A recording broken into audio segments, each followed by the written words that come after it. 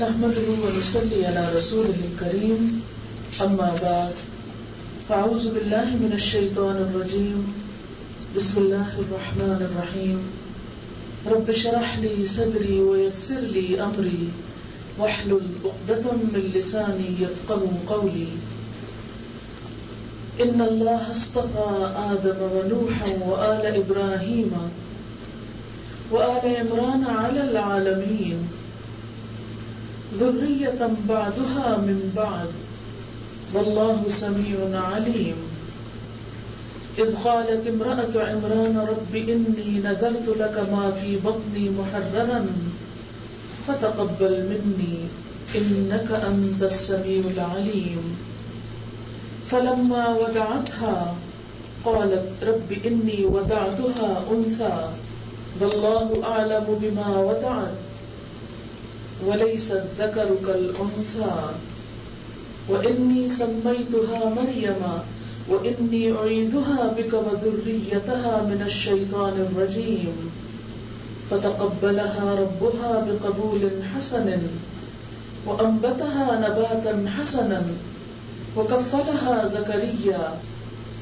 كلما دخل عليها زكريا المحراب وجد عندها رزقا قال يا مريم أنى لك هذا قالت هو من عند الله إن الله يرزق من يشاء بغير حساب هنالك دعا زكريا ربه قال رب هب لي من لدنك ذرية طيبة إنك سميع الدعاء فنادته الملائكة وهو قائم يصلي في المحراب أن الله يبشرك بيحيى مصدقا بكلمة من الله وسيدا وحسورا ونبيا من الصالحين قال رب أنى يكون لي غلام وقد بلغني الكبر وامرأتي عاقر قال كذلك الله يفعل ما يشاء قال رب اجعل لي آية قال آيتك ألا تكلم الناس 3 أيام إلا رمزا واذكر ربك كثيرا وسبح بالعشي والإبكار وإذ قالت الملائكة يا مريم إن الله اصطفاك وطهرك واصطفاك على نساء العالمين يا مريم اقنتي لربك واسجدي واركعي مع الراكعين ذلك من أنباء الغيب نوحيه إليك وما كنت لديهم إذ يلقون أقلامهم أيهم يكفل مريم وما كنت لديهم إذ يختصمون صدق اللہ العظیم. شروع کرتی ہوں اللہ کے نام سے جو بے انتہا مہربان نہایت رحم فرمانے والا ہے. بے شک اللہ تعالیٰ نے چن لیا آدم علیہ السلام کو اور نوح علیہ السلام کو اور آل ابراہیم علیہ السلام کو اور آل عمران علیہ السلام کو تمام جہان والوں پر. ان میں سے بعض کی اولاد میں سے تھے اور اللہ سننے والا جاننے والا ہے. جب عمران کی بیوی بولی اے میرے رب بے شک میں نے تیرے لیے نظر مانی جو بھی میرے پیٹ میں ہے آزاد ہوگا بس تو مجھ سے قبول کر لے یقیناً تو سننے والا جاننے والا ہے. پھر جب اس عورت نے اس بچی کو جنم دیا تو بولی اے میرے رب میں نے تو ایک بچی کو جنم دیا ہے اور اللہ خوب جانتا ہے جو بھی اس نے جنم دیا اور لڑکا لڑکی کی طرح نہیں ہوتا اور بے شک میں نے اس کا نام مریم رکھا اور بے شک میں اس کو اور اس کی اولاد کو شیطان مردود سے بچا کر تیری پناہ میں دیتی ہوں. تو اس کے رب نے اس کو بہت اچھی طرح قبول کر لیا اور اس کی عمدہ طریقے سے پرورش کی اور زکریا علیہ السلام نے اس بچی کی کفالت کی. زکریا علیہ السلام جب کبھی اس بچی پر عبادت خانے میں داخل ہوتے تو اس کے پاس رزق پاتے. پوچھتے اے مریم تیرے لیے یہ کہاں سے آیا؟ وہ کہتی یہ اللہ کی طرف سے ہے بے شک اللہ رزق دیتا ہے جس کو چاہتا ہے بے حساب. اسی جگہ زکریا علیہ السلام نے اپنے رب کو پکارا عرض کی اے میرے رب مجھے اپنے پاس سے پاکیزہ اولاد عطا فرما بے شک تو دعاؤں کا سننے والا ہے. فرشتوں نے اس کو پکارا اس حال میں کہ وہ محراب میں نماز پڑھ رہے تھے. بے شک اللہ تجھے یحییٰ علیہ السلام کی خوشخبری دیتا ہے جو ایک کلمے کی تصدیق کرنے والا ہوگا اور سردار ہوگا اور پاک باز ہوگا اور نبی ہوگا، صالحین میں سے ہوگا. بولے اے میرے رب میرا بیٹا کہاں سے ہو سکتا ہے حالانکہ مجھے بڑھاپے نے آ لیا اور میری بیوی بھی بانجھ ہے. فرمایا اسی طرح اللہ جو چاہتا ہے کرتا ہے. انہوں نے عرض کی اے میرے رب میرے لیے ایک نشانی بنا دے. فرمایا نشانی تیری یہ ہے کہ تو 3 دن تک لوگوں سے بات نہ کر سکے گا مگر اشاروں کے ساتھ، اور اپنے رب کو کثرت سے یاد کرنا، صبح اور شام اس کی تسبیح بیان کرنا. اور جب فرشتوں نے مریم علیہ السلام سے کہا اے مریم بے شک اللہ نے تجھے چن لیا اور تجھے پاک کیا اور تجھے تمام جہان کی عورتوں پر چن لیا، اے مریم اپنے رب کی فرما بردار ہو جا اور سجدہ کر اور رکوع کرنے والوں کے ساتھ رکوع کر. یہ غیب کی خبروں میں سے ہے، ہم اسے آپ کی طرف وحی کر رہے ہیں. آپ ان کے پاس نہ تھے جب وہ اپنے قلمے ڈال رہے تھے کہ ان میں سے مریم کی کفالت کون کرے گا، اور آپ ان کے پاس نہ تھے جب وہ سب جھگڑ رہے تھے. معزز خواتین، اس وقت میں نے آپ کے سامنے سورۃ آل عمران کی چند آیات پڑھی ہیں، آیت نمبر 33 سے لے کر آیت نمبر 44 تک، 11 آیت. ان آیات میں کیا کہا گیا ہے وہ آپ نے ترجمے سے کچھ نہ کچھ جان لیا ہوگا. آئیے ذرا تفصیل سے دیکھتے ہیں کہ اللہ تعالیٰ ان آیات کے ذریعے ہمارے لیے کیا پیغام دینا چاہتے ہیں. ارشاد باری تعالیٰ ہے ان اللہ اصطفیٰ آدم، بے شک اللہ نے چن لیا آدم علیہ السلام کو، ونوحا اور نوح علیہ السلام کو، وآل ابراہیم اور آل ابراہیم کو، وآل عمران اور آل عمران کو. کس پر چن لیا؟ علی العالمین، تمام جہان والوں پر، ساری دنیا کے لوگوں پر. اس آیت میں کچھ لوگوں کی عزت افزائی ہوئی، ان کے چنے جانے کا ذکر ہوا. سوال یہ پیدا ہوتا ہے کہ کس نے چنا، کن پر چنا اور کیوں چنا. ان کو چننے والا، ان کو برگزیدہ کرنے والا، ان کو عزت دینے والا، ان کا مرتبہ اور مقام بلند کرنے والا اللہ رب العزت ہے. اور یہ عزت صرف کسی ایک گھرانے میں نہ تھی، ایک علاقے میں نہ تھی، ایک شہر ہی میں نہ تھی، ایک ملک میں نہ تھی، بلکہ پورے جہان والوں پر تھی. یہ عزت اور یہ مقام اور یہ مرتبہ کچھ معمولی نہیں، یہ ہر ایک کو نہیں ملا کرتا. یہ مقام اللہ کے چند بندوں کو ملتا ہے. سوال یہ پیدا ہوتا ہے کیوں ملتا ہے؟ انہیں اگر اللہ تعالیٰ نے چن لیا تو کیوں چنا؟ انہیں برگزیدہ کیا تو کیوں کیا؟ یقیناً ان کے اندر کوئی ایسی بات ہوگی کہ جس کی وجہ سے اللہ تعالیٰ نے انہیں برگزیدہ کیا. آئیے وہ صفات ڈھونڈتے ہیں جو ان اللہ کے نیک بندوں کے اندر پائی جاتی تھی، اور ان صفات کی روشنی میں پھر اپنے عمل کا جائزہ لیتے ہیں کہ کیا ہمارے اندر بھی ایسی کوئی بات ہے. سب سے پہلے حضرت آدم علیہ السلام کا ذکر ہے. بے شک اللہ نے چن لیا آدم علیہ السلام کو. آدم علیہ السلام اس دنیا کے سب سے پہلے انسان تھے. اللہ تعالیٰ نے انہیں اپنے ہاتھوں سے بنایا. دنیا میں بھیجنے سے پہلے انہیں جنت میں بھیجا اور وہاں ان کا ایک امتحان لیا. وہاں پر ان کے ساتھ ان کی بیوی حضرت حوا علیہ السلام بھی تھی. اللہ تعالیٰ نے ان دونوں کو بتایا کہ دیکھو شیطان تمہارا دشمن ہے، اور اس نے اپنی دشمنی اس سے پہلے ظاہر بھی کر دی تھی.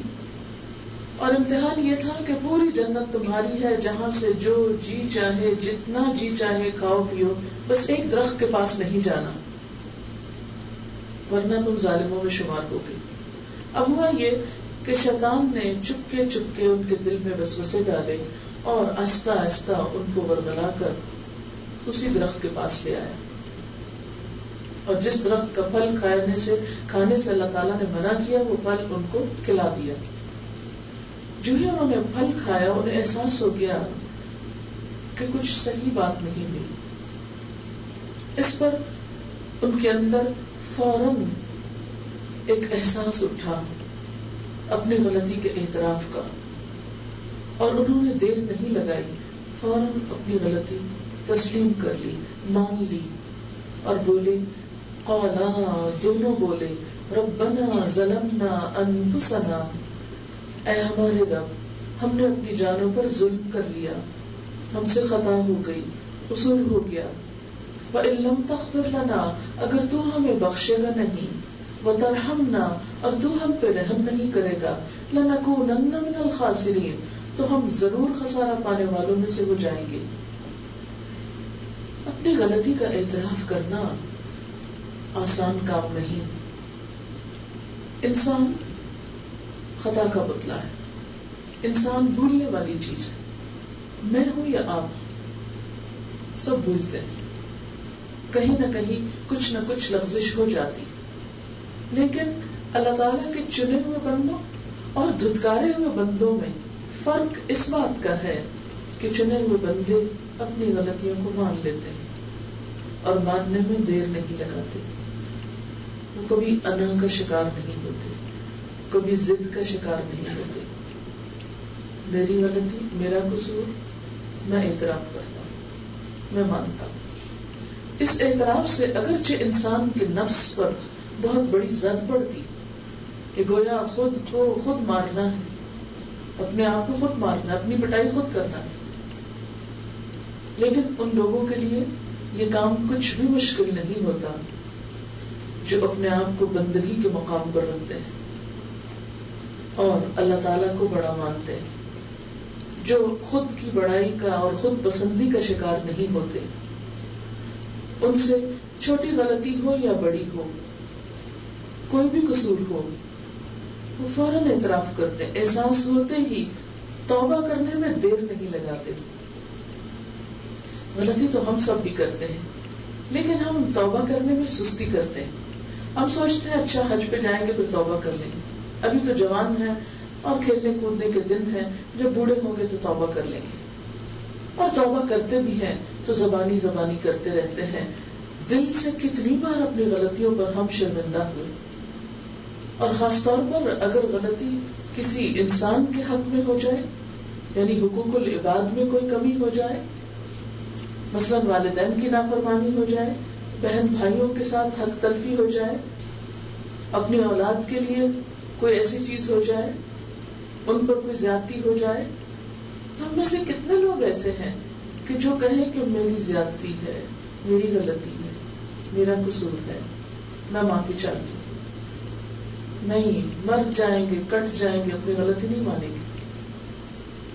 یہ رویہ تو شیطان کا تھا، جس سے غلطی ہوئی لیکن اس نے مانی نہیں، اور اس نے کیا کہا، انا خیر منہ، میں انسان سے زیادہ اچھا ہوں، خلقتنی من نار وخلقتہ من طین، مجھے تو نے آگ سے بنایا، اسے مٹی سے بنایا. دلیلیں اور تعویلیں اور حجت بازیاں شروع کر دی اور غلطی نہیں مانی. جو انسان خود کو توڑ لیتا ہے، اپنی انا کو توڑ لیتا ہے، جھک جاتا ہے، غلطی مان لیتا ہے، اس کی غلطی معاف کر دی جاتی ہے، اور صرف معافی نہیں کر دیا جاتا بلکہ اس کے درجے بھی بلند کر دیے جاتے ہیں. وہ اللہ کی نگاہ میں عزت پاتا ہے، برگزیدہ ہو جاتا ہے. اسی لیے اللہ تعالیٰ نے ان اللہ اصطفیٰ آدم، اللہ تعالیٰ نے آدم علیہ السلام کو چن لیا، ونوحا، اور نوح علیہ السلام کو. نوح علیہ السلام صبر کا مجسمہ تھے. 950 سال اللہ کے بندے نے تبلیغ کی، صبح دوپہر شام، چپکے چپکے، بلند آواز سے، ہر حال میں. لیکن قوم تھی کہ مذاق ہی اڑاتی رہی، کوئی بات سن کر نہ دی. 80 کے قریب لوگ مسلمان ہوئے، اور 950 سال میں اپنا بیٹا اور اپنی بیوی بھی اس تبلیغ کا اثر قبول نہ کر پائی. ایک شخص جس کے دل میں لوگوں کی سچی ہمدردی ہو، جو اللہ سے محبت کرتا ہو اور لوگوں کو اپنے رب سے جوڑنا چاہتا ہو اور اس کے لیے وہ اپنی زندگی کھپا دے، لیکن پھر بھی لوگ اس کی بات نہ مانیں بلکہ الٹا اسی کو جھوٹا قرار دیں اور اس کا مذاق اڑائیں. کیونکہ نوح علیہ السلام کا اللہ کے راستے میں مذاق بھی اڑایا جاتا تھا. جب وہ کشتی بنا رہے تھے تو ہر شخص جو پاس سے گزرتا وہ آپ کا مذاق اڑاتا کہ وہ کشتی چلے گی کہاں.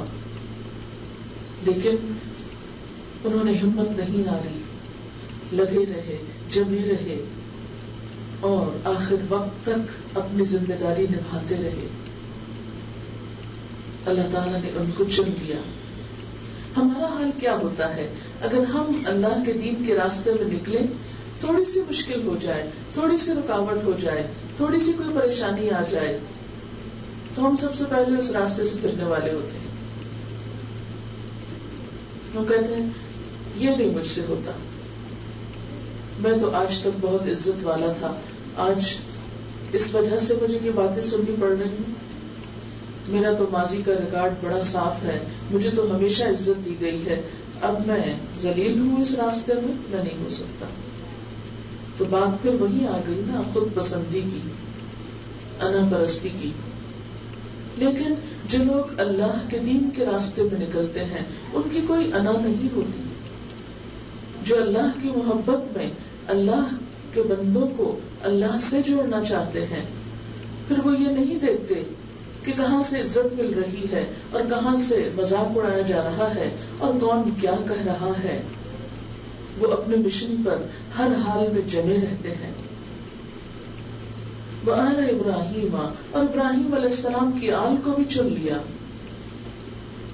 ابراہیم علیہ السلام کا کردار آپ سب کے سامنے ہے کہ والدین سے بھی آزمائے گئے، اولاد کی طرف سے بھی آزمائش میں ڈالے گئے، جان بھی دینے کا وقت آیا، آگ میں پھینکے گئے، باپ کی دھمکیاں بھی سنی، سب کچھ سنا، لیکن اللہ کی محبت میں کچھ بھی کمی نہ آئی. ابراہیم علیہ السلام کا واقعہ آپ سب نے سن رکھا ہوگا، اسے اپنے ذہن میں دہرا لیجئے.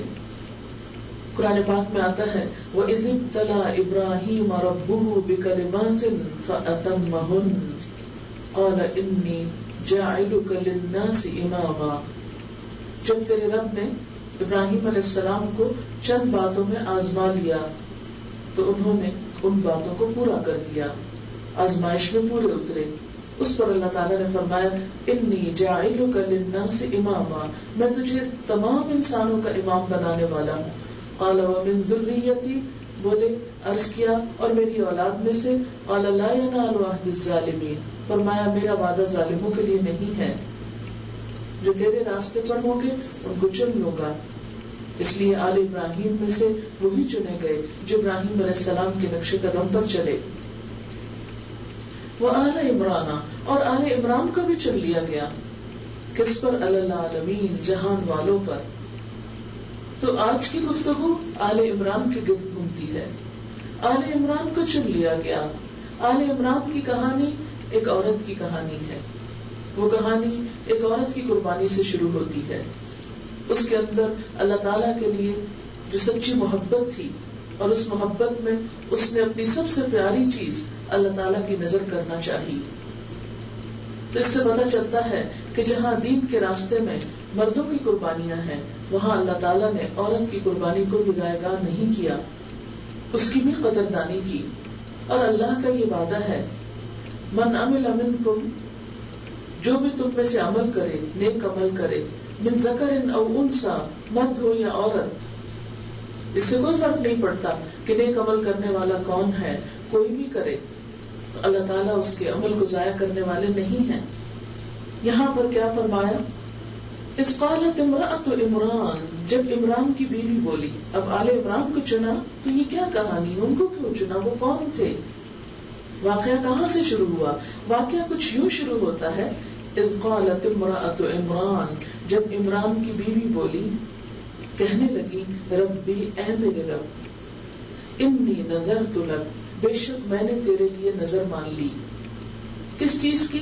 ما فی بطنی، جو بھی میرے پیٹ میں ہوگا، محررا، آزاد ہوگا، فتقبل منی، تو مجھ سے قبول کر لے. انک انت السمیع العلیم، بے شک تو سننے والا جاننے والا ہے۔ روایات میں یہ آتا ہے کہ ان کے شوہر فوت ہو چکے تھے، یہ حاملہ تھی، بہت مومن اور نیک خاتون تھی، اللہ سے سچی محبت کرتی تھی، اسی لیے اللہ تعالیٰ کی رضا کی خاطر، اس کی خوشی کی خاطر اس کی راہ میں کچھ دینا چاہتی تھی، کچھ قربان کرنا چاہتی تھی، تو نظر مانی، انی نذرت لک۔ ہم کب نظر مانتے ہیں؟ ہم لوگ بھی نظر مانتے ہیں، جس کو منت ماننا کہتے ہیں، لیکن ہماری نظریں اس وقت ہوتی ہیں جب ہم کسی مصیبت کا شکار ہوتے ہیں، پھر ہم جو دل میں نظر مان لیتے ہیں، کبھی درست اور کبھی غلط بھی، کبھی شرک پر مبنی بھی۔ لیکن یہاں پر کیا ہے کہ کوئی کسی مصیبت کا شکار نہیں ہے کہ اس سے رہائی کے لیے نظر مانی جا رہی ہو، صرف اللہ کی رضا چاہتی تھی۔ ایسی نظر کو نظر تبرر کہا جاتا ہے، نیکی کی نظر، نیکی کمانے کے شوق میں نظر مان رہی ہے۔ انی نذرت لک، اللہ میں تیری نظر کرتی ہوں، تیری راہ میں دیتی ہوں۔ کیا چیز؟ ہم جب نظر مانتے ہیں تو عموماً کہتے ہیں اچھا اتنے نفل پڑھ لیں گے، یا یہ صدقہ کر دیں گے، یا یہ بکرا قربان کر دیں گے، وغیرہ وغیرہ۔ لیکن جب ہمارا کام ہو جاتا ہے تو پھر ہم پوچھتے ہیں کہ کوئی اور شکل نہیں اس نظر سے باہر آنے کی؟ یہ بڑا مشکل ہوگی، اتنا نہیں دے سکتے ہم، اتنا نہیں کر سکتے، پھر اس کے آلٹرنیٹ ڈھونڈتے ہیں۔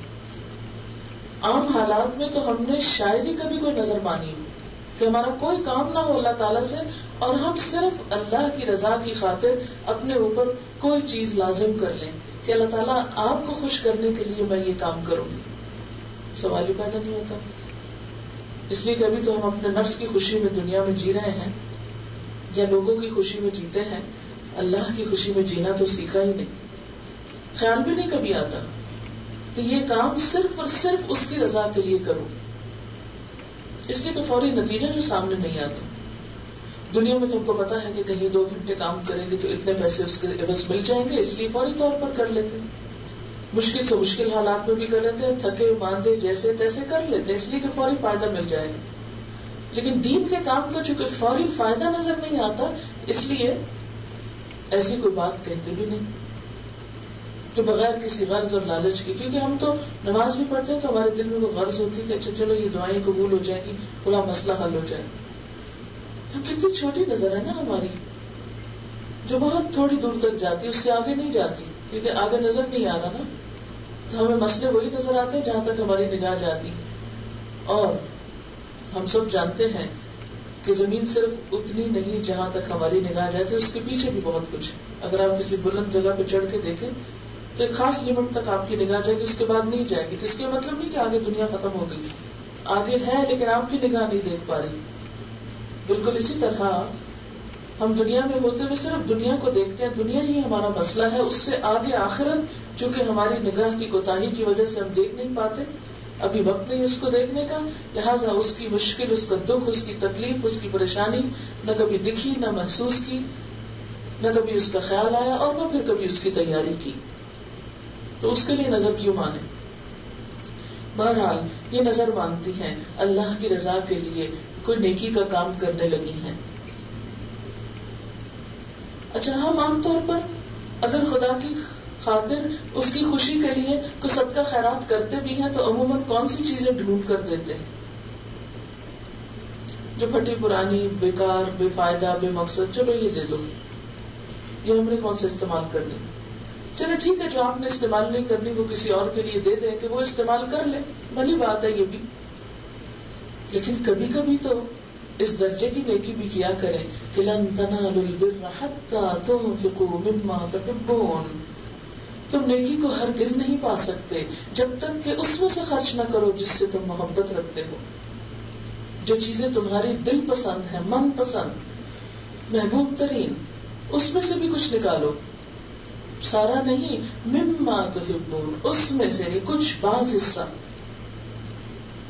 لیکن اللہ کی نگاہ میں بڑا درجہ پانے والے تو پھر بڑی بڑی قربانیاں کیا کرتے ہیں، اس لیے دیکھتے ہیں کہ یہ عورت کیا دیتی ہے، عمران کی بیوی کیا دیتی ہے، شوہر کی وفات کے بعد کہتی ہیں ماں فی بطنی، جو میرے پیٹ میں ہے، پیٹ کا بچہ، محررن آزاد کر دوں گی، اپنے فائدے اپنے کام کے لیے نہیں رکھوں گی، اپنی خدمت کے لیے نہیں، تیری راہ میں آزاد کر دوں گی، وہ تیرے دین کا خدمت گار ہوگا، میں اس سے دنیا کے کام نہیں لوں گی. اب دیکھیں ایک عورت جو بیوہ ہو، اس کے لیے اس کا بچہ کتنا قیمتی ہوتا ہے، کیونکہ اب اس کا سہارا وہی بچہ ہوگا. لیکن وہ کہتی ہے کہ نہیں یا اللہ، میں اپنے اس بچے کو تیری دین کی خدمت کے لیے وقف کر دوں گی. فتقبل منی، تو مجھ سے قبول کر لے. اور سب جانتے ہیں کہ ایک ماں کے لیے سب سے محبوب ترین چیز اس کی اولاد ہوتی ہے، سب سے پیاری چیز. ہر چیز چھوڑ دیتی ہے لیکن اولاد چھوڑنا بہت مشکل کام ہوتا ہے. مگر یہاں پر وہ کہتی ہے میں اللہ کی راہ میں دیتی ہوں، محرر، اپنے سے آزاد کر دوں گی، اپنے حقوق اس سے ساقط کر دوں گی، اپنا کوئی حق اس سے نہیں لوں گی. فتقبل منی، اللہ تو قبول کر لے. چپکے چپکے اپنے رب سے بات کر رہی ہے. انک انت السمیع العلیم، یقیناً تو سننے والا ہے، جاننے والا ہے، تو میری بات سن رہا ہے، تو میرے دل کا حال جانتا ہے کہ میں تیری محبت میں کیسی قربانی کرنے لگی ہوں. اب وقت گزرتا چلا گیا حتیٰ کہ ولادت کا موقع آیا. فلما وضعتها، پھر جب اس نے اس کو جنم دیا، یعنی جو کچھ پیٹ میں تھا اب اس کو جنم دینے کا وقت ہے. قالت، بولی، ربی، اے میرے رب، انی وضعتها انثى، میں نے تو ایک بچی کو جنم دیا، یہ کیا ہوا؟ ان کے خیال میں تھا کہ بیٹا ہوگا اور وہ دین کی خدمت کے لیے آزاد کر دوں گی. اب یہ تو بچی ہو گئی، اب اس کا کیا کروں، اس کا کیا بنے گا، اس کو کیسے آزاد کروں؟ بچی تو نہیں چھوڑی جا سکتی کہیں. اللہ تعالیٰ فرماتے ہیں واللہ اعلم بما وضعت، اور اللہ خوب جانتا ہے جو اس نے جنم دیا تھا، جو بھی اس نے پیدا کیا تھا سب خدا کے علم میں تھا. وَلَيْسَ الذَّكَرُ كَالْأُنثَىٰ، اور لڑکا لڑکی کی طرح نہیں ہوتا. یعنی اللہ کو پتا ہے کہ اللہ نے اسے کیا دینا ہے. وہ سمجھتی تھی کہ لڑکا ہی دین کی خدمت کرے گا. اللہ تعالیٰ نے فرمایا نہیں، یہاں لڑکی چاہیے، لڑکا نہیں، کیونکہ لڑکا لڑکی کی طرح نہیں ہوتا. جو کام یہاں ایک لڑکی کرے گی وہ لڑکا کر نہیں سکتا. اس لیے تم یہ مت سمجھو کہ تمہاری نظر قبول نہیں ہوئی، تم پر نظر رحمت نہیں ہوئی. نہیں، وَلَيْسَ الذَّكَرُ كَالْأُنثَىٰ، یہاں نظر میں لڑکی چاہیے. وَإِنِّي سَمَّيْتُهَا مَرْيَمَ، اور میں نے اس کا نام مریم رکھ دیا. یہ حضرت مریم کی والدہ کہتی ہیں جن کا نام تاریخ میں حنہ بنت فاقوس آتا ہے. میں نے اس کا نام مریم رکھا. مریم عبرانی زبان کا لفظ ہے جس کے معنی ہے عبادت گزار، خدمت گار. کتنا خوبصورت نام ہے کہ ایک طرف اللہ کی عبادت کرنے والی ہوگی، دوسری طرف بندوں کی خدمت کرنے والی ہوگی. دین نام بھی ان دو چیزوں کا ہے. ایک طرف انسان کا معاملہ اپنے رب کے ساتھ درست رہے اور دوسری طرف بندوں کے لیے خیر خواہی اور بھلائی کے جذبات ہوں، خدمت کے جذبات ہوں. الدین والنصیحہ، دین سراسر خیر خواہی کا نام ہے. جب پوچھا گیا کس کے لیے تو بتایا گیا اللہ کے لیے، اس کے رسول کے لیے، مسلمانوں کے عوام کے لیے اور ائمہ کے لیے، یعنی ہر ایک کے لیے خیر خواہی. تو کہتے ہیں کہ میں نے اس کا نام مریم رکھا. اس سے کیا پتہ چلتا ہے کہ یہ خاتون بڑی سمجھدار خاتون تھی، بہت دیندار خاتون تھی. اس لیے سب سے پہلے تو بڑی خوبصورت نظر مانتی ہیں، پھر اس کے بعد اپنے بچے کا بہترین نام رکھتی ہیں. یہ ماں باپ کی ذمہ داری ہوتی ہے آنے والے بچے کا نام بہترین رکھے، کیونکہ نام کا شخصیت پر ایک اثر ہوتا ہے. نام وہ چیز ہوتا ہے جو انسان سب سے زیادہ زندگی میں سنتا ہے. ہر کوئی تو نام سے بلاتا ہے اور وہی چیز انسان کے کانوں سے ٹکرا ٹکرا کے اس کی شخصیت کا ایک حصہ بنتی جاتی ہے. اسی لیے نبی صلی اللہ علیہ وسلم نے ان لوگوں کے نام تبدیل کر دیے جن کا معنی کچھ زیادہ اچھا نہیں تھا. تو ایک مسلمان گھرانے میں جب بچہ پیدا ہو تو اس کا عمدہ نام تجویز کرنا بھی اسلامی کام ہے، یہ بھی اسلام کا حصہ ہے. کیونکہ بسا اوقات ہم ماڈرن بننے کے شوق میں ایسے ایسے نام رکھنا شروع کر دیتے ہیں جن کے عجیب و غریب پروننسیشن ہوتے ہیں اور ان کو کوئی مطلب بھی معلوم نہیں ہوتا. رہتے ہم ایک جگہ ہیں, نام ہم کبھی ترکی کے رکھیں گے, کبھی فارسی کے رکھیں گے, معلوم نہیں کس کس کے. چلیے ٹھیک ہے, کوئی نہیں, لفظ تو کوئی بھی رکھ سکتے ہیں, مگر میک شیور کہ میننگ اچھا ہو. وہ انی اعیذھا بک, دوسرا کام کیا کیا اس ماں نے, میں اس بچے کو تیری پناہ میں دیتی ہوں, تیرے حوالے کرتی ہوں, تیری حفاظت میں دیتی ہوں. وذریتھا, اور آگے اس کے بچوں کو بھی, اس بچے کو اور اس بچے کے بچوں کو, ساری نسل کو تیری حفاظت میں دیتی ہوں. من الشیطان الرجیم, شیطان مردود سے بچا کر. اور یہ کتنی بڑی بات تھی. ہم میں سے کتنی مائیں ہیں جو بچوں کی پیدائش کے موقع پر یہ بات سوچیں کہ اللہ میرے بچے کو شیطان کی شر سے محفوظ رکھنا, اور یہ تو بات دھیان میں نہیں جاتی کہ آگے اس کی نسل کو بھی شیطان سے محفوظ رکھنا.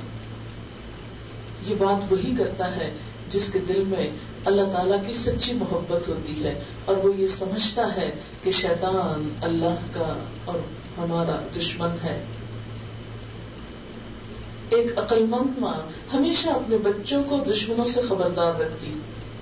یہی وجہ ہے کہ بچے جو ہی ذرا بڑے ہوتے ہیں تو بسا اوقات جو خاندان میں خود ساختہ دشمن ہوتے ہیں, اپنے ہی رشتے دار, ان سے بھی خبردار کرتی, دیکھو وہ تمہارا رشتے دار ایسا ہے, اس کے پاس نہ جانا, وہ ویسا ہے, اس نے مجھ پہ یہ ظلم ڈھائے. اور اس طرح بسا اوقات اپنی دادی, پھوپھی اور چچی وغیرہ سے اور دوسرے رشتے داروں سے بدگمان کر دیتی ہے ماں, کیونکہ ان کا سلوک ماں کے ساتھ اچھا نہیں تھا, بھلے بچوں کے ساتھ کتنا بھی اچھا ہو. تو ماں ہمیشہ سکھاتی ہے, بتاتی ہے, پڑھاتی ہے بچوں کو, دیکھو فلاں تمہارا مخلص ہے اور فلاں تمہارا دشمن ہے. لیکن ایک نیک ماں, ایک مومنہ ماں, سب سے بڑھ کر جس کو دشمن سمجھتی ہے وہ شیطان مردود ہے. اس لیے اس وقت وہ اپنے بچوں کو سب سے پہلے پیدا ہوتے ہی ان کے بارے میں جو فکر کرتی ہے کہ اللہ تو انہیں شیطان سے بچا کر اپنی حفاظت میں رکھنا, یہ اس کے راستے پر نہ چلے, یہ تیرے راستے پہ چلنے والے ہوں. فتقبلها ربها بقبول حسن, تو اس کے رب نے اسے بہت اچھے طریقے سے قبول کر لیا. اللہ نے نظر قبول کر لی, نام, اس کی یہ دعا, سب کچھ قبول کر لیا, کیونکہ سچے دل سے ایک عورت دعا مانگ رہی ہے. ہم عام طور پر اس مس انڈرسٹینڈنگ کا شکار ہوتے ہیں کہ نہیں ہم تو عورتیں ہیں, گناہ گار ہیں, اور ہماری تو اسلام میں کوئی حیثیت نہیں, اور ہماری کون سنتا ہے, دنیا میں بھی ہماری کوئی سنوائی نہیں, اللہ کے ہاں بھی ہماری پتہ نہیں کوئی حیثیت ہے بھی کہ نہیں. ہم ہمیشہ یہ سمجھتے ہیں کہ جنت مردوں کے لیے, حوریں بھی مردوں کے لیے, اور سب کچھ مردوں کے لیے, ہمارے لیے تو کچھ نہیں. لیکن یہاں پر آپ دیکھیں کیا بتایا جا رہا ہے, فتقبلها ربها بقبول حسن, اس کے رب نے اس کو بہت اچھی طرح قبول کر لیا. وانبتها نباتا حسنا, اور اس کی عمدہ طریقے سے پرورش کی, ایسا انتظام کر دیا کہ ماں کی ساری تمنائیں پوری ہو گئی. بات یہ ہے کہ بچپن سے ہی ہر ماں باپ اپنی اولاد کے فیوچر کے خواب دیکھنے لگتے ہیں.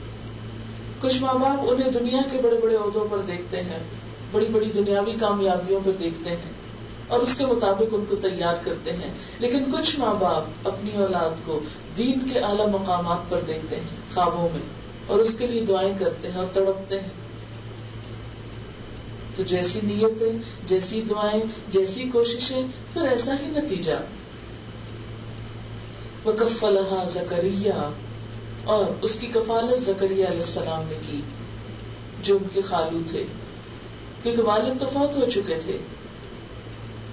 اس لیے اب کسی اور کو دیکھنا تھا اس بچی کو رشتے داروں میں سے, تو سب نے قرہ اندازی کی, آگے اس کا ذکر آئے گا. اور قرہ جو تھا وہ زکریا علیہ السلام کے نام نکلا. لہذا بچی چھوٹی عمر میں ہی ہیکل میں بھیج دی گئی. ہیکل کو آپ یہ سمجھے جیسے ہمارا خانہ کعبہ ہے, عبادت گاہ. تو وہاں مخصوص جیسے اعتکاف کی جگہ ہوتی ہے, تو مخصوص عبادت گاہیں تھی جو سب مردوں کے لیے تھی. اب جب ان کی ماں یہ نظر مان کر اس کے بعد بچی ذرا بڑی ہوئی تو اس کو لے کر گئی تو انہوں نے لینے سے انکار کر دیا کہ آج تک یہاں کوئی عورت نہیں آئی، یہ کیسے آئے گی. لیکن جب ان کی والدہ نے کچھ خوابوں کا ذکر کیا تو مان گئے، اور اس پر زکریا علیہ السلام کو مقرر کر دیا گیا کہ وہ ان کی لک آفٹر کریں گے، یعنی حضرت مریم کی. اب کیا تھا، حضرت مریم اپنے گھر میں نہیں رہتی تھی، مسجد میں رہتی تھی. مسجد میں ان کے لیے ایک خاص کمرہ بنا دیا گیا، عبادت خانہ. اور وہاں کیا ہوتا، کلما دخل علیہا زکریا المحراب، جب کبھی اس پر یعنی مریم علیہ السلام پر حضرت زکریا محراب میں داخل، محراب وہی عبادت خانہ. محراب کا لفظ حرب سے نکلا، حرب جنگ کو کہتے ہیں.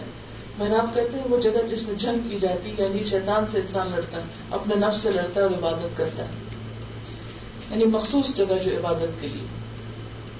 تو مریم علیہ السلام کی عبادت گاہ میں جب حضرت زکریا آتے ان کا حال پوچھنے، ان کی ضروریات پوچھنے، وجد عندها رزقا، تو ان کے پاس پہلے سے ہی رزق پاتے، وہ کھانا لاتے، کھانا پہلے سے ہی موجود ہوتا.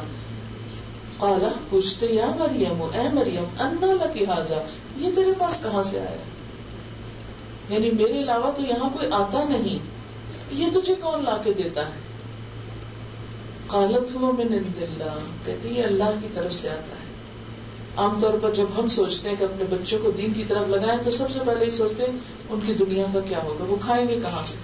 کہ اللہ تعالیٰ نے بتا دیا کہ جو سچے دل سے میرے راستے میں نکلتا ہے، میری راہ میں لگتا ہے، اس کا رزق میرے ذمہ ہوتا ہے. قالت هو من عند اللہ، تفاسیر میں لکھا ہے کہ بے موسمی پھل ہوتے تھے ان کے پاس، وہ کچھ عام لوگوں کو بھی نصیب نہیں تھا جو ان کے پاس کھانے کے لیے ہوتا تھا. ہم تو خوف کھاتے ہیں کہ دین کے راستے میں نکلے تو بھوکے مر جائیں گے، لیکن یہاں الٹ حساب ہے.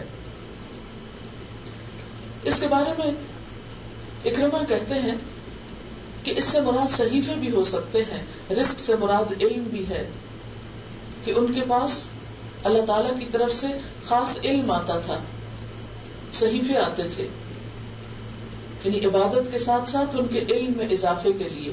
تو پوچھتے کہ یہ کہاں سے آتے ہیں، کہتی یہ اللہ کی طرف سے آتے ہیں.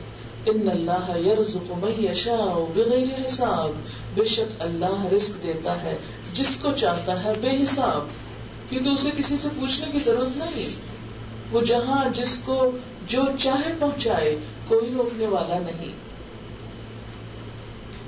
یہ سب کرامات دیکھ کر حضرت زکریا علیہ السلام بہت حیران ہوئے.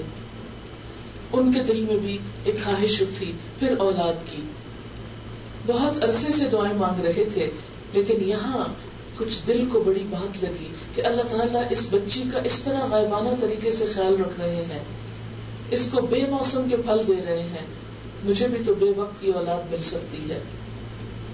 بہت بوڑھے تھے، کہتے ہیں 100 سال کی عمر ہو چکی تھی ان کی، اور بیوی ان کی 90 سال کی ہو چکی تھی. ہنالک دعا زکریا ربہ، اسی جگہ زکریا علیہ السلام نے اپنے رب سے دعا مانگی. کیا دعا؟ قال، بولے، رب ہب لی من لدنک ذریۃ طیبہ، اے میرے رب مجھے اپنے پاس سے پاکیزہ اولاد عطا فرما. صرف اولاد نہیں مانگی، پاکیزہ اولاد مانگی. اللہ نیک اولاد دے. اللہ کے نیک بندے اپنی آئندہ نسلوں کے بارے میں بہت کانشیس ہوتے ہیں کہ ہم تو دنیا سے چلے جائیں گے، ہمارے پیچھے ہماری نشانیاں کیا باقی رہیں گی، وہ کیا کریں گے، کیا وہ ہمارے لیے صدقہ جاریہ بھی ہوں گے یا نہیں. کہتے ہیں رب ہب لی من لدنک ذریۃ طیبہ. یہ ہر پریگننٹ ماں کو، ہر حاملہ ماں کو یہی دعا مانگنی چاہیے. صرف اولاد ہی نہیں بلکہ پاکیزہ اولاد کی دعا مانگنی چاہیے، کیونکہ پاکیزہ اولاد ہوگی، پاکیزہ خیالات کی مالک، پاکیزہ اخلاق کی مالک، کردار کی مالک، تو وہ دنیا میں بھی ماں باپ کی آنکھوں کی ٹھنڈک ہوگی. جب اولاد غلط کار ہوتی ہے تو دنیا میں بھی ماں باپ کے دل جلتے رہتے ہیں، اور قیامت کے دن بھی انہیں دوزخ میں جاتے دیکھ کر کہاں چین آئے گا. تو یہ ماں باپ کی ذمہ داری ہے، مسلمان والدین کی ذمہ داری ہے کہ وہ اولاد کی پیدائش سے پہلے ان کی نیک ہونے کی دعا مانگے کہ اللہ جو میرے گھر پیدا ہو رہا ہے وہ نیک روح ہو، پاکیزہ ہو. فنادتہ الملائکہ، دعا قبول ہو گئی. ایسی جگہ تھی، ایسے دل سے مانگی کہ وہیں قبولیت ہو گئی. فنادتہ الملائکہ، فرشتے آ گئے، بولے. وہو قائم، زکریا علیہ السلام کھڑے تھے. یصلی فی المحراب، اسی عبادت خانے میں نماز پڑھ رہے تھے. کیا پکار لے کر آئے؟ ان اللہ یبشرک بیحییٰ، اللہ تجھے یحییٰ علیہ السلام کی خوشخبری دیتا ہے. بیٹے کی خوشخبری مل گئی، نام بھی ساتھ ہی آ گیا. اللہ تعالیٰ نے نام رکھا مصدقا بکلمۃ من اللہ، اللہ کی طرف سے ایک کلمے کی تصدیق کرنے والا ہوگا. یعنی عیسیٰ علیہ السلام کی جو آگے حضرت مریم کے بیٹے ہونے والے تھے، ان کی تصدیق کے لیے اللہ نے پہلے سے انتظام کر دیا. وسیدن، اور سردار ہوگا. وحسورن، اور پاک باز ہوگا، پاک دامن ہوگا. ونبیًا من الصالحین، اور صالحین میں سے نبی ہوگا. اتنی کوالٹی. انہوں نے پاکیزہ اولاد مانگی، اللہ نے ایسی اولاد دی کہ جو سردار بھی ہے، دنیاوی اعتبار سے بھی بڑے بلند مرتبے پر ہے، اور بہت پاک باز ہے، نبی بھی ہے، صالحین میں سے بھی ہے. یہ اس دعا کا جواب ہے. مانگو تو صحیح، اللہ کے خزانوں میں کوئی کمی ہے؟ ہم تو مانگنے والے ہو، ہم مانگتے ہی نہیں. ہم مانگتے دنیا ہے نا، پاکیزہ اولاد کی طرف دھیان ہی نہیں جاتا. قال رب انا یکون لی غلام، بولے اللہ میرے لیے بیٹا کیسے ہو سکتا ہے. وقد بلغنی الکبر، مجھے تو بڑھاپے نے آ لیا، میں تو بوڑھا ہو گیا. وامرأتی عاقر، میری بیوی بانجھ ہے، بچہ پیدا کر ہی نہیں سکتی، اب کیا ہوگا. قال کذلک اللہ یفعل ما یشاء، فرمایا اسی طرح اللہ کرتا ہے جو چاہتا ہے، اس کے لیے کیا مشکل ہے. تمہارے لیے مشکل ہوگا، اس کے لیے مشکل نہیں ہے. قال رب اجعل لی، ابھی بھی پورا یقین نہیں آ رہا. کہتا اللہ کوئی نشانی بتا. جیسے عام طور پر ہم دیکھیں وہ جب رشتہ ہوتا ہے تو بات پکی ہوتی ہے، کہتے چلو کوئی نشانی کہتی ہے. نشانی کیوں ہوتی ہے؟ امور لگاتے ہیں نا ایک طرح سے. ان کہتے ہیں اللہ ٹھیک ہے تیری بات سچی ہے، پر کوئی نشانی دکھا، کوئی علامت، کوئی سائنس. قال آیتک اللہ تکلم الناس، فرمایا نشانی تیرے لیے یہ ہے کہ تو لوگوں سے بات نہ کر سکے گا. ثلاثۃ ایام، 3 دن. 3 دن تجھ پر، یعنی جب تیری بیوی حاملہ ہو جائے گی اور اللہ کا وعدہ سچا ہونے لگے گا تو 3 دن تک تو لوگوں سے بات نہ کرے گا. الا رمزا، مگر اشاروں سے. یہ خوشی کی ایک انتہائی کیفیت کی طرف بھی اشارہ ہو سکتا ہے کہ جب انسان کو بہت خوشی ملے تو انسان کے منہ کو چپ لگ جاتی ہے، سمجھ نہیں آتی اب اظہار کیسے کرے. جیسے بالکل شدید غم کی کیفیت میں انسان گم ہو جاتا ہے. فرمایا کہ جب تجھے خبر پہنچے گی کہ تو باپ بن گیا تو تو بول نہ سکے گا. 3 دن مگر اشاروں سے. اس میں کیا کرنا؟ چپ کا روزہ رکھ کر وَاذْكُرْ رَبَّكَ كَثِيرًا، اپنے رب کو کثرت سے یاد کرنا. یہ شکر ادا کرنے کا طریقہ ہے. جب اللہ بندے پر انعام کرے تو بندہ جواب میں اپنے رب کا شکر گزار ہو. اور کیسے؟ ذکر والی زبان کے ساتھ. کیسا ذکر؟ کثیرن، کثرت سے اس کو یاد کرتے رہنا. وسبح، اور تسبیح بیان کرنا. بالعشی والابکار، شام بھی اور سویرے بھی. یعنی سارا دن عام ذکر اور صبح و شام خاص طور پر تسبیح. پھر کیا ہوتا ہے؟ مریم علیہ السلام کی طرف پھر واقعہ پلٹتا ہے کہ وہ اپنی عبادت میں، اپنے دین کے کاموں میں مصروف ہیں. اللہ تعالیٰ کی طرف سے ایک خاص طریقے پر ان کی پرورش ہو رہی ہے کہ اتنے میں یکایک فرشتے ان کے پاس آ جاتے ہیں. وَإِذْ قَالَتِ الْمَلَائِكَةُ يَا مَرْيَمُ، جو فرشتوں نے کہا اے مریم. فرشتوں نے اب حضرت مریم سے براہ راست بات کی ہے. جیسے پیغمبروں کے پاس فرشتے آئے اور بولے، ایسے ہی حضرت مریم کے پاس آ کر فرشتے ان سے بات کریں. تفسیر قرطبی میں امام قرطبی نے لکھا ہے، علماء نے اس بات پر اختلاف کیا ہے کہ آیا حضرت مریم نبی تھی کہ نہیں. دونوں اوپینین پائے جاتے ہیں. بعض نے کہا کہ چونکہ ان کے پاس فرشتے آئے تھے، انہوں نے کلام کیا تھا، تو شاید وہ بھی نبی تھی. بعض نے کہا نہیں، نبوت صرف مردوں کے لیے تھی. بہرحال یہ دونوں ہی آراء موجود ہیں. اور امام قرطبی اس رائے کو راجح لکھتے ہیں کہ وہ نبی تھی. فرشتے آ کے کیا کرتے ہیں؟ کہتے ہیں یا مریم، اے مریم، ان اللہ اصطفاکی، اللہ نے تجھ کو بھی چن لیا.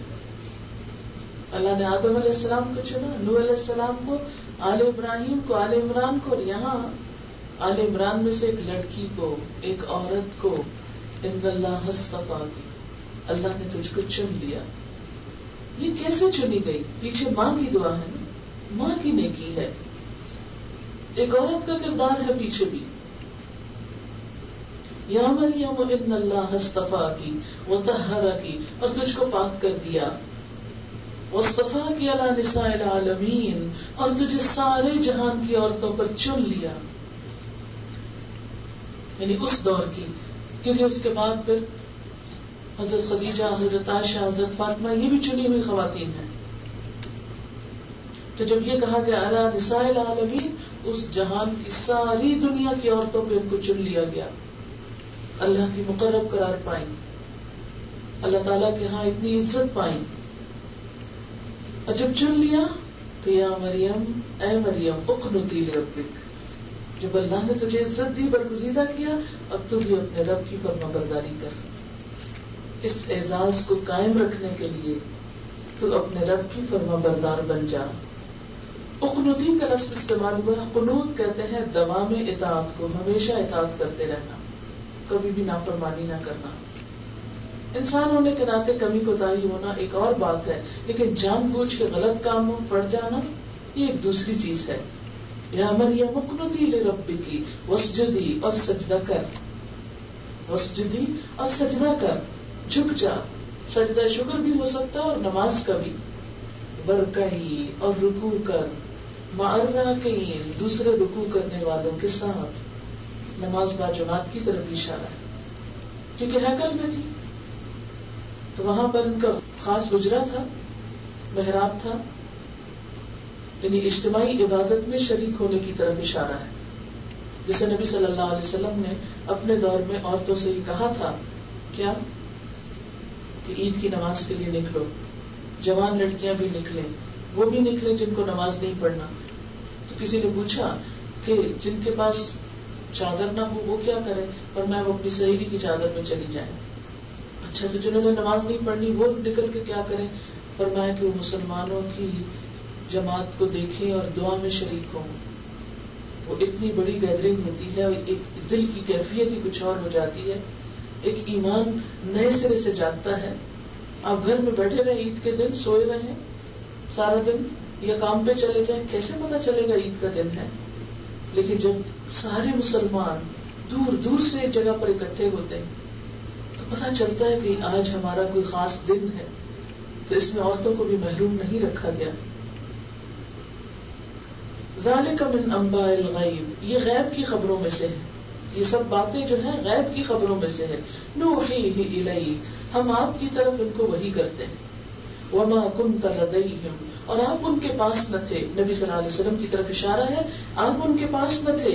اذ یلقون اقلامہم، جب وہ اپنی قلمیں ڈال رہے تھے. کیا؟ ایہم یکفل مریم، کہ مریم کی کفالت کون کرے گا. ایک سے ایک آگے بڑھ کر اس اعزاز کو لینا چاہتا تھا کہ اس بچی کا دھیان میں رکھوں، اس کی خدمت میں کروں، کیونکہ اللہ نے اس کو چن لیا ہے. کہاں یہ کہ بسا اوقات دنیا کے معاملات میں انسان اپنے آپ کو کتنا بے آسرا اور کتنا بے سہارا پاتا ہے. کہاں یہ کہ ایک عورت نے نیت ہی کی اللہ تیرے راستے میں، لیکن آدھے دل کی نیت تھوڑی تھی ہماری طرح، کیونکہ ہم تو نیت کرتے ہوئے ڈرتے ہیں نا، پتہ نہیں کیا ہوگا، تو کیا مصیبت آ جائے گی. اللہ کے راستے میں دے دے اپنی اولاد کو، نہ طرح طرح کے خوف ستانے لگتے ہیں. لیکن یہاں اس کو پتا تھا کہ جو چیز اللہ کے حوالے کر دی جب وہ ضائع نہیں ہوتی، وہ نہیں ضائع ہوتی، لیکن اس کے لیے بڑا دل چاہیے نا ایک دفعہ دینے کا. وما كنت لديهم، آپ ان کے پاس نہ تھے. اذ یلقون اقلامہم، جب وہ اپنی کلمیں ڈال رہے تھے، قرآن اندازی کر رہے تھے اس بات پر ایہم یکفل مریم، کہ مریم کی کفالت کون کرے گا. وما كنت لديهم، اور آپ ان کے پاس نہ تھے. اذ یختصمون، جب وہ جھگڑ رہے تھے. کس بات پہ جھگڑا کر رہے تھے؟ کہ کون اس کا کفیل ہوگا، کون اس کا خیال رکھے گا. ہر کوئی آگے بڑھ کے اس میں شریک ہونا چاہتا تھا.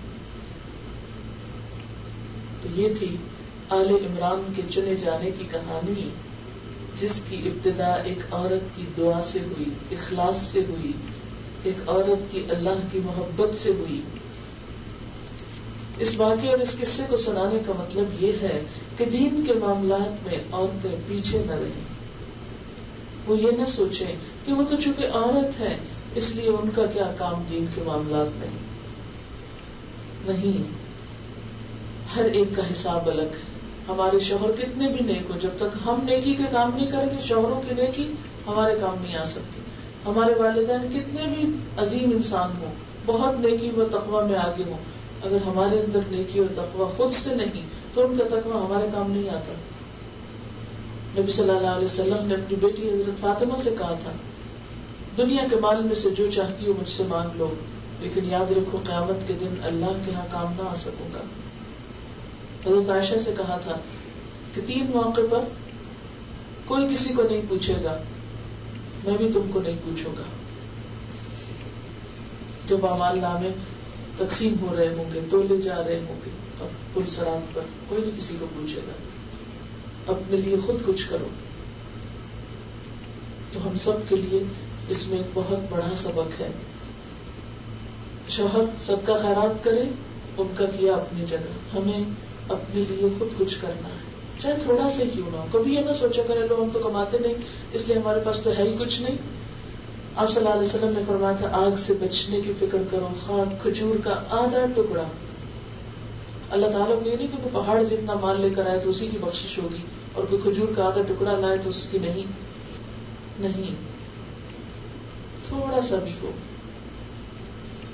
لیکن دین کے لیے، اللہ کے لیے محبت اور قربانی کے جذبات کب آتے ہیں، کہاں سے آتے ہیں؟ جب انسان دین کو جانتا ہے، دین سیکھتا ہے، سمجھتا ہے، اویئرنیس ہوتی، معرفت ہوتی، پہچان ہوتی، پھر یہ باتیں سمجھ میں آتی کہ یہ بھی کرنے کا کام ہے. ہم نے جو ساری زندگی اپنے جسم، اپنی جان، اپنا مال، ہر چیز بھلا رکھی ہے صرف دنیا میں چند دن کے مال و دولت کی خاطر، اور وہ بڑی زندگی بھول چکے ہیں جو ہمیشہ کی، جس کی عزت اور جس کا مرتبہ وہاں بلند ہو گیا وہی ازل میں عزت والا ہے، اور جو وہاں ذلیل ہو گیا خواہ وہ دنیا بھر میں بڑا نام رکھتا ہو اس کی کوئی بھی عزت اور قدر نہ ہوگی.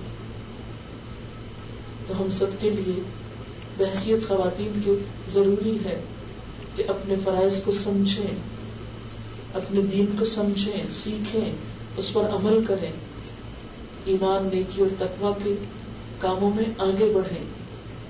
وآخر دعوانا ان الحمد للہ رب العالمین. سبحان اللہ والحمد للہ ولا الہ الا اللہ واللہ اکبر ولا حول ولا قوة الا باللہ العلی العظیم. اللهم صل على محمد وعلى آل محمد كما صليت على إبراهيم وعلى آل إبراهيم إنك حميد مجيد. اللهم بارك على محمد وعلى آل محمد كما باركت على إبراهيم وعلى آل إبراهيم إنك حميد مجيد. ربنا آتنا في الدنيا حسنة وفي الآخرة حسنة وقنا عذاب النار. ربنا لا تزغ قلوبنا بعد إذ هديتنا وهب لنا من لدنك رحمة إنك أنت الوهاب. ربنا هب لنا من أزواجنا وذرياتنا قرة أعين واجعلنا للمتقين إماما. یا اللہ بات جو کچھ ہم نے پڑھا ہے تو اپنی رحمت سے اسے قبول فرما. جو بات تیری مرضی کے مطابق ہوئی ہو ہمیں اس پہ عمل کی توفیق دے. اس راستے پر چلنا ہمارے لیے آسان کر دے، اور انسان ہونے کے ناطے کوئی بھول چوک ہو گئی ہو تو معاف فرما دے. کوئی بات اگر تیری مرضی کے خلاف ہوئی ہو تو ہم سب کو اس سے دور کر دے، اور ہمیں اس راستے پر چلا جو تیری طرف لے جائے. یا اللہ تو ہمیں اخلاص نیت عطا فرما. یا اللہ تو ہمیں ہر صغیرہ کبیرہ گناہ سے بچنے کی توفیق عطا فرما. اللہ تو ہمیں اپنا قرب نصیب فرما. جن کاموں کے کرنے کی ضرورت ہے ہمیں ان کے کرنے کی توفیق دے دے، ہمیں صلاحیت دے دے. یا رب العالمین ہمارے گناہوں کو معاف کر دے، ہمارے بچوں کو ہماری آنکھوں کی ٹھنڈک بنا، انہیں دنیا اور آخرت کی بہترین کامیابی عطا فرما یا رب العالمین۔ تو ہمیں ان صالح بندوں میں شامل کر لے جن سے تو راضی ہو چکا ہے یا رب العالمین۔ جتنی بہنیں آئی ہیں اتنی دور دور سے اتنی محنت کر کے، ان کا آنا قبول فرما، ان کے ایک ایک قدم پر بہترین نیکی لکھ لے یا رب العالمین۔ تو ان سب کو اپنے دین کے لیے چن لے یا اللہ، ان سے بہترین نیکی کے کام لے، ان کی نسلوں میں ایمان کو باقی رکھ، ان کے دین کی حفاظت کر یا رب العالمین۔ ہمیں نیکی اور تقوی کے کاموں میں آگے بڑھنے کی توفیق دے یا اللہ۔ جنہوں نے اس مجلس کا اہتمام کیا انہیں اس کی بہترین جزا دے۔ ربنا تقبل منا انك انت السميع العليم وتب علينا انك انت التواب الرحيم وصلى الله تعالى على خير خلقه محمد وعلى آله واصحابه واهل بيته اجمعين برحمتك يا ارحم الراحمين الہی آمین۔ سبحانك اللهم وبحمدك نشهد ان لا اله الا انت نستغفرك ونتوب الیک۔ والسلام علیکم ورحمۃ اللہ وبرکاتہ۔